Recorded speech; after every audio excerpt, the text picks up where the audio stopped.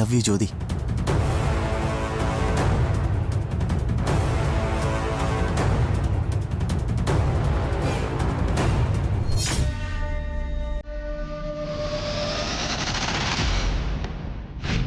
ജ്യോതി,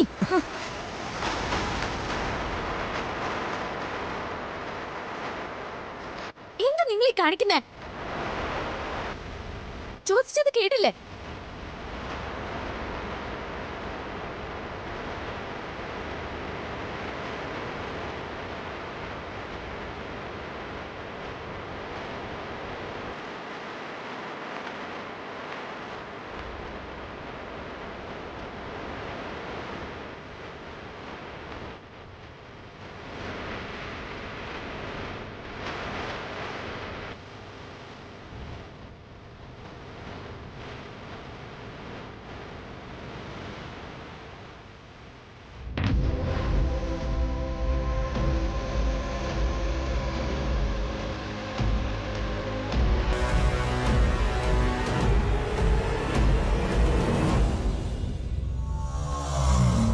ജ്യോതി, ഒരു നെരിപ്പൊടിനകത്തെ ഈ കുടുംബന്ന് നന്നായിട്ട് അറിയാവുന്ന ആളല്ലേ നീ?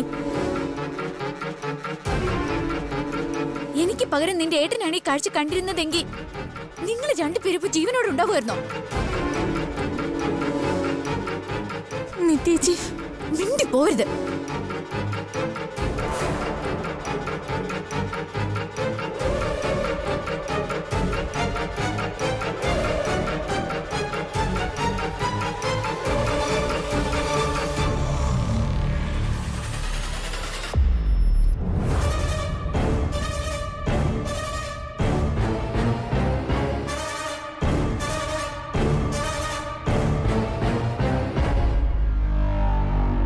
സ്വന്തം വീട്ടിലെ പെണ്ണുങ്ങളെ ഒരുപാട് കെയർ ചെയ്യുന്ന ആളല്ലേ താൻ. എന്നിട്ട് അനിയത്തി ഇവിടെ പോയി. അവള് മനുവിനൊപ്പം മുറിയിലുണ്ട്. മനു, നീ കുറച്ച് മാന്യനാണെന്ന് ഞാൻ കരുതിയത്. നിന്നെയൊക്കെ ജീവൻ തെറ്റിദ്ധരിക്കുന്നതില് എന്താടാ കുഴപ്പം? ജ്യോതി, എത്രയും പെട്ടെന്ന് താഴേക്ക് പോവാൻ നോക്ക്. ബാക്കിയൊക്കെ നമുക്ക് പിന്നെ സംസാരിക്കാം. നിത്യേച്ചി, നിന്നോട് പോവാനാ പറഞ്ഞത്.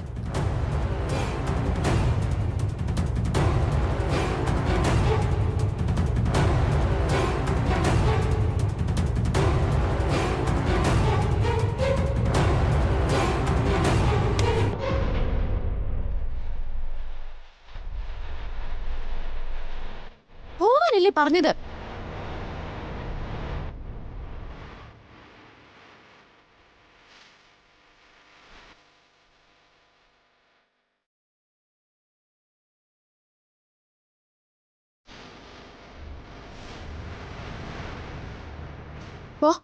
പോവാൻ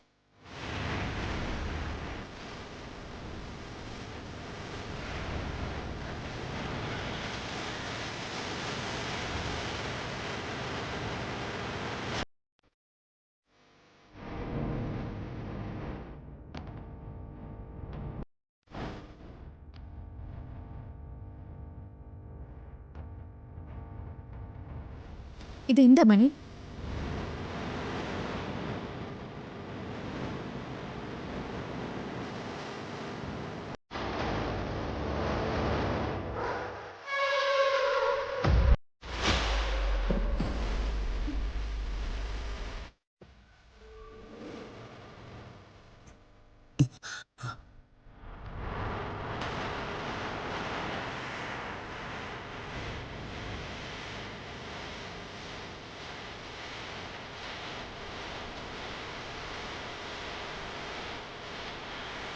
നീ എന്താ ഇവനുമായിട്ട് ഈ മുറിയിൽ?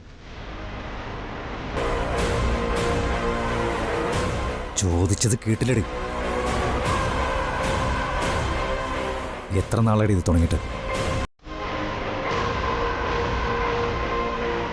എത്ര നാളാടി എന്നെ ചതിക്കാൻ തുടങ്ങിയിട്ട്? നിങ്ങൾ കാര്യം അറിയാതെ സംസാരിക്കരുത്. ഇനി കാര്യം പറഞ്ഞു തരുന്ന എന്റെ അച്ഛൻ പറഞ്ഞോളി. ഇതിനപ്പുറത്ത് എന്ത് തെളിവാണ് നിനക്ക് വേണ്ടേ? താഴെ ഒരു ഫംഗ്ഷൻ ആള് കൂടി നിൽക്കുമ്പോ ചോരത്തിളപ്പുള്ള ഒരുത്തനും മുറിയിൽ കയറ്റിയിരിക്കുന്ന നിന്നെയൊക്കെ എന്ത് പേരാണ് പിന്നെ ഞാൻ വിളിക്കുന്നത്?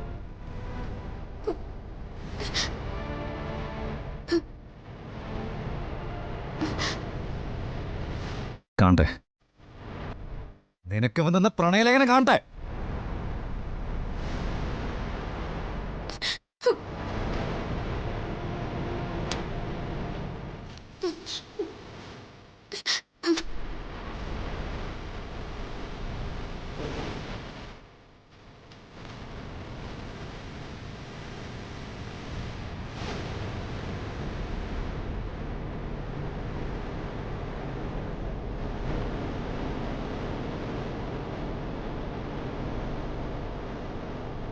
ഞങ്ങത് നിത്യേശിക്ക് കൊടുത്തതല്ല.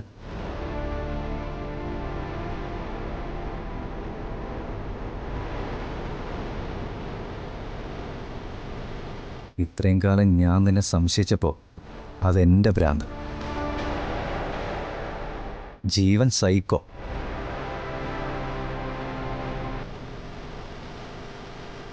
പക്ഷെ എനിക്ക് നിന്നെ മുമ്പേ മനസ്സിലായിട്ടുണ്ടായിരുന്നു. അതുകൊണ്ടാ നിന്റെ പുറകെ ഒരു തെളിവിന് വേണ്ടി ഞാൻ നടന്നേ.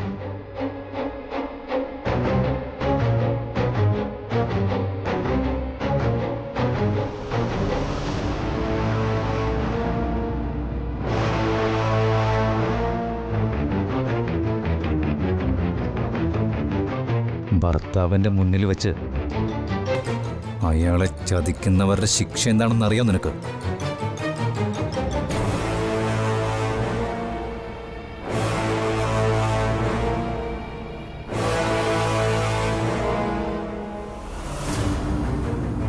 മരണം.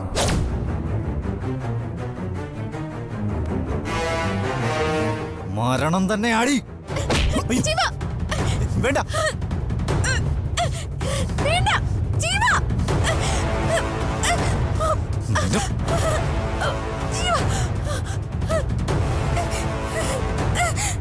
നിന്നെന്ത് കൊല്ലുടി.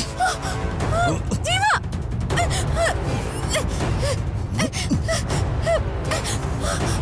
നിത്യേച്ചി ജീവ, വിട്, വിട്.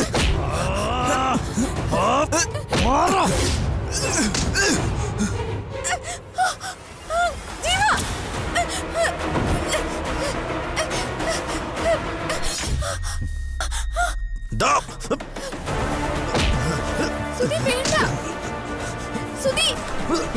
അയ്യോ, ജീവ, ഞാൻ പറയുന്നത് കേൾക്ക്.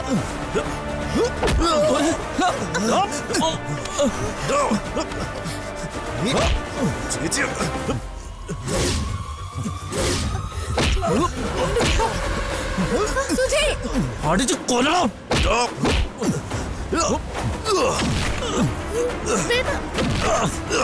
ചിരിച്ചൊന്ന് നിർത്താൻ പറ അവരോട്.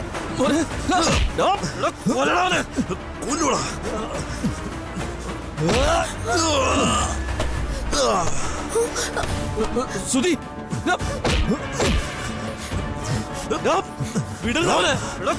സുധി, വേണ്ട, സുധി. ജീവ, ഞാൻ പറയുന്നത് കേക്ക്.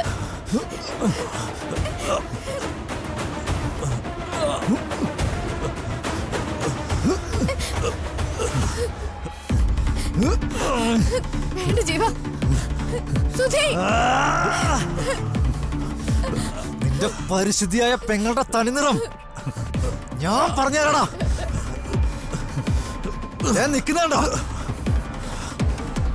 ഇവനെയും കൂട്ടി ഈ മുറിയിൽ കയറി വാതിലടച്ചവളെ പിഴച്ചവളെ നല്ലടാ വിളിക്കേണ്ടത്.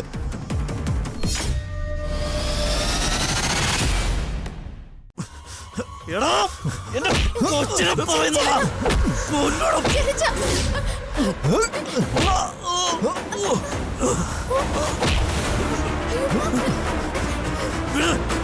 ചിരിച്ച. വേണ്ട, ചിരിച്ച. ചിരിച്ചൊന്ന് നിർത്താൻ പറ അവരോട്. ഇല്ല മോളെ, ഇന്നുകൊണ്ട് എല്ലാം അവസാനിക്കണം. എന്താ എന്തേ കാണിക്കുന്നത്? എന്താ ഇവിടെ എന്തേ കാണിക്കുന്നത്?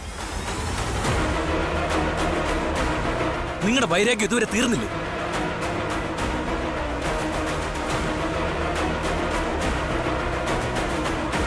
അത് തീർക്കാനുള്ള സ്ഥലമാണോ ഇത്?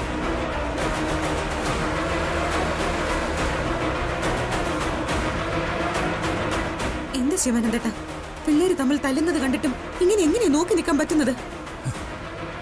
ഡാ, ഡാ, ദാ ഇങ്ങോട്ട് നോക്കണം. എടാ, ഇതിനൊക്കെ കാരണം എന്താ?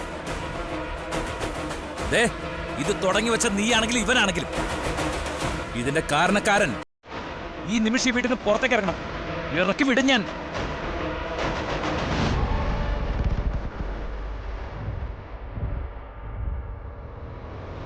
ചോദിച്ചത് കേട്ടില്ലടാ, കാരണം എന്താണെന്ന്.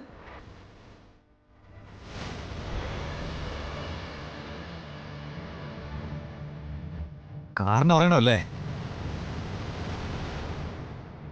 കാരണം ഇവനാ.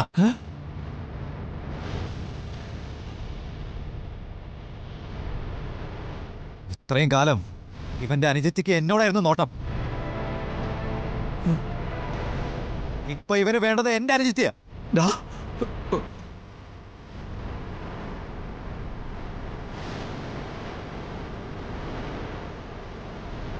ചോദ്യയുടെ പിന്നാലെ ഇവൻ ഈ മുറിയിലേക്ക് വരുന്നത് കണ്ടിട്ടാ ഞാൻ ഇങ്ങോട്ട് വന്നത്. അത് തെറ്റാണോ? നാട്ടാ കുറുക്കാത്ത നോണ മോൻ ഇങ്ങനെ പറയുന്നത് കേട്ടിട്ട് ഇങ്ങനെ വായം പൊളിച്ച് നിൽക്കാൻ നാണമില്ലേ നിങ്ങൾക്ക്?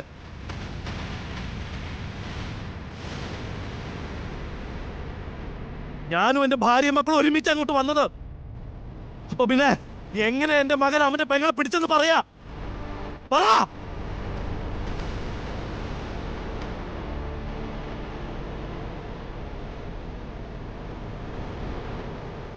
ഞാൻ പറഞ്ഞതാ സത്യം. ഇവരെല്ലാം ഒറ്റക്കെട്ടാ.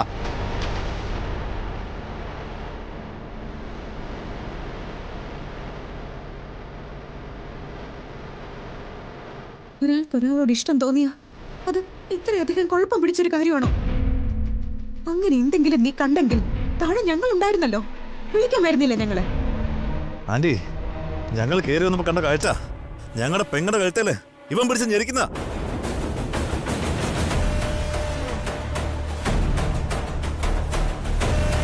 ഈ ചെക്കൻ അതിന് സാക്ഷിയാ. ചോദിച്ചോക്ക്. അതെ, എല്ലാവരും നിർത്തുന്നുണ്ടോ? എല്ലാരും കൂടി ഒരു നല്ല ദിവസം നശിപ്പിച്ചില്ലേ? രഘു, വേണ്ട, ആരും ഒന്നും പറയണ്ട. ദേ, താഴെ ഞാൻ വിളിച്ചു കൂട്ടിയ കുറച്ച് ഗസ്റ്റുകളുണ്ട്.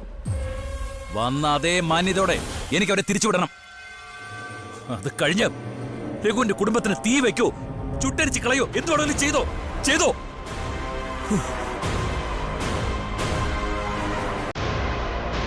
രഘുവേട്ടൻ പറഞ്ഞത് കേട്ടില്ലേ? ജീവിതത്തിൽ ഇന്നേ വരെ ഇല്ലാത്ത സന്തോഷത്തോടെ ആ ചടങ്ങിന് നിന്ന മനുഷ്യന് ഇനി തിരിച്ചു പോയാ എന്ത് പറയാൻ പറ്റുമെന്ന് പോലും ആ പാവത്തിന് അറിയില്ല. വൈരാഗ്യം കെട്ടടങ്ങിയെങ്കിൽ ഇതൊന്നും മതിയാക്ക്.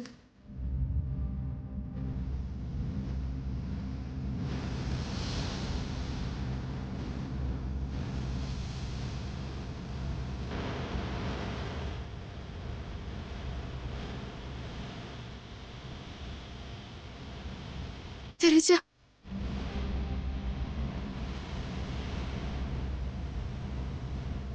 മറ്റൊന്നും എന്നോടൊപ്പം പറയരുത്. അമ്മയുടെ അച്ഛൻ്റെ ഈ ഫംഗ്ഷൻ നന്നായി തന്നെ അവസാനിക്കണം. ഇവിടെ നടന്നൊന്നും മനസ്സിൽ വെക്കാതെ എല്ലാവരും അതിൽ പങ്കെടുക്കണം. അത് എന്റെ ആഗ്രഹം.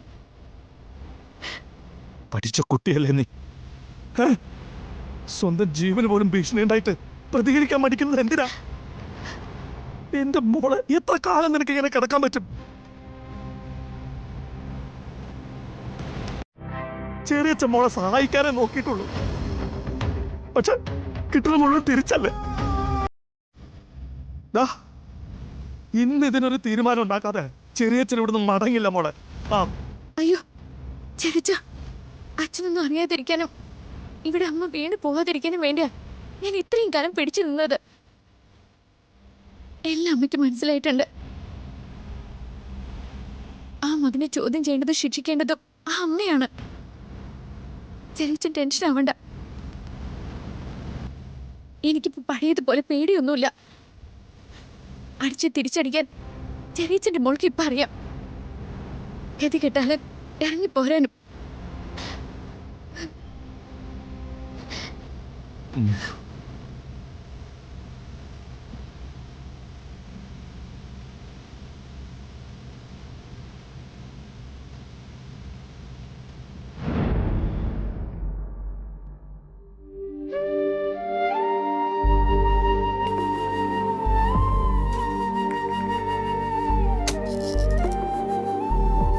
അതെ, വീണ പ്രസവിച്ചു. പെൺകുഞ്ഞ, സിസേറിയനായിരുന്നു.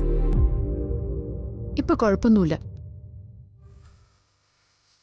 ബാക്കിയൊക്കെ ഡോക്ടർ പറയും.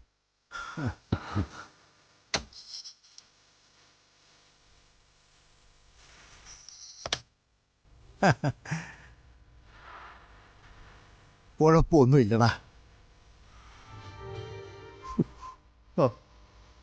പിന്നിച്ച മോളാ, നമ്മൾ ആഗ്രഹിച്ച പോലെ തന്നെ.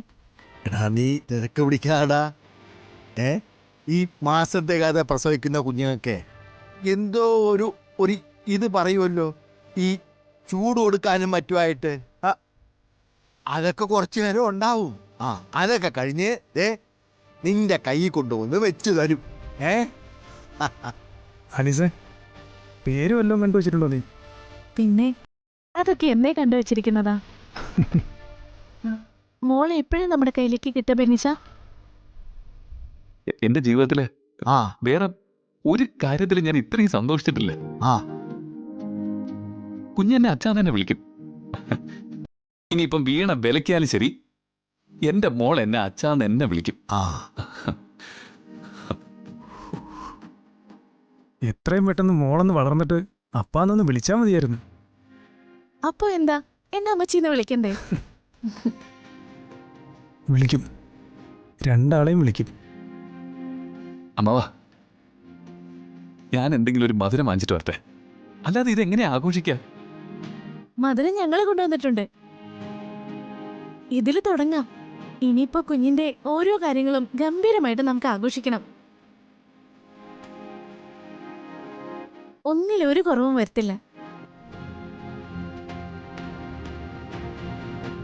പിന്നെ ഒന്ന് പറഞ്ഞു കൊടുക്ക് ബെന്നിച്ച. അതൊക്കെ കുറച്ച് കഴിയട്ടെ ലീസേ. മാഡം, ഹരി ടെൻഷനാവേണ്ട കാര്യമൊന്നുമില്ല. പ്രീമച്ചുവർ ഡെലിവറി ആയതുകൊണ്ട് കുഞ്ഞിന് ചെറിയ ആരോഗ്യ പ്രശ്നങ്ങളുണ്ട്. എന്താ കുഞ്ഞിന് എന്ത് കുഴപ്പമെന്നാ ഡോക്ടർ പറയുന്നേ?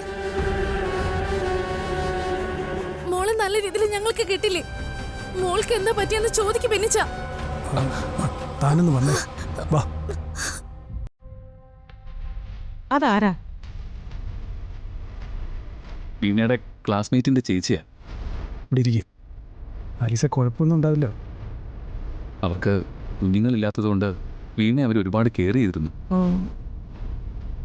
ഹരി, കുഞ്ഞിനെ 1-2 ദിവസം NICUയിൽ കിടത്തേണ്ടി വരും. എന്ന് വെച്ചാൽ എന്താ ഡോക്ടറെ? ആക്ച്വലി അതൊരു മെഡിക്കൽ കെയറാണ്. കുഞ്ഞിന് വേണ്ടി മാത്രം ഒരു ഫുൾ ടൈം മെഡിക്കൽ ടീം കൂടെ ഉണ്ടാവും. അതാ അതുകൊണ്ട് ഉദ്ദേശിക്കുന്നത്. മാഡം, അതിന്റെ ചെലവൊന്നും പ്രശ്നമാക്കണ്ട. മോക്ക് കുഴപ്പമൊന്നും ഉണ്ടാവില്ലല്ലോ അല്ലേ? അതിനു വേണ്ടിയല്ലേടോ ഞങ്ങൾ ശ്രമിക്കുന്നത്. ആരോഗ്യവതിയായ ഒരു കുഞ്ഞിനെ നിങ്ങളുടെ കയ്യിലേക്ക് വെച്ച് തരുമ്പോഴാണ് ഞങ്ങളുടെ ഡ്യൂട്ടി പൂർണ്ണമാകുന്നത്. പിന്നെ അകത്ത് സംഭവിക്കുന്ന എല്ലാ കാര്യങ്ങളും നിങ്ങളുടെ അനുവാദത്തോടു കൂടി വേണമല്ലോ. So no more tensions.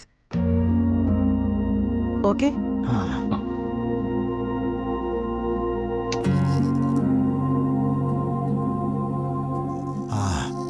എന്തായാലും കുറച്ച് കഴിയുമ്പോഴേ നീ ഡോക്ടറോടൊന്ന് സംസാരിക്കണം. എല്ലാം വിശദമായിട്ട് അറിയണം. അവര് ചില മെഡിക്കൽ ടേംസ് ഒക്കെ പറയുമ്പോൾ നമ്മൾ പേടിച്ചു പോകും. അത്രേ ഉള്ളൂ.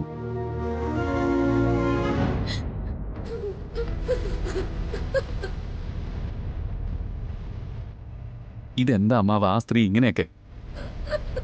എനിക്ക് കുഞ്ഞിനെ വേണം ബെന്നിച്ച. ടെൻഷനാവണ്ട. എനിക്ക് അറിഞ്ഞൂടാ മോനെ. കുറേ നേരമായിട്ട് ഞാനും അത് തന്നെയാ നോക്കുന്നേ. അവരുടെ സ്വന്തം കുഞ്ഞാണെങ്കിൽ പോലും ഇങ്ങനെയൊക്കെ കാണിക്കൂ. ആർക്കറിയാം.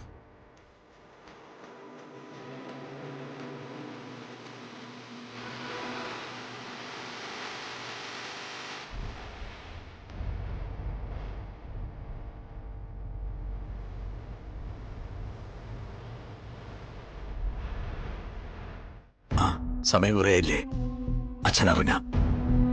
പിന്നെ സമയം പോലെ വരാം. അച്ഛൻ എപ്പോഴും നിന്റെ മനസ്സിൽ തന്നെ ഇല്ലടി. എന്ന് പോയിട്ട് വാച്ച. എന്നാ പിന്നെ രഘു, ഞങ്ങൾ ഇറങ്ങിക്കോട്ടെ. ആയിക്കോട്ടെ. മോള് സമാധാനായിട്ടിരിക്കെ. ഞങ്ങളോട് ക്ഷമിക്കണം. ഒരു പരിധി കഴിഞ്ഞാൽ ആരായാലും പ്രതികരിച്ചു പോലോ. ഞങ്ങളത് ചെയ്തുള്ളൂ. എന്നാ ഞങ്ങൾ ഇറങ്ങട്ടെ. സഹോദര ബന്ധം ഒരിക്കലും വേർപിരിയാൻ പാടില്ലാത്തതാ. എന്നും നിത്യമോളുടെ കൂടെ നിങ്ങൾ ഉണ്ടാവണം. കേട്ടല്ലോ നിങ്ങള്?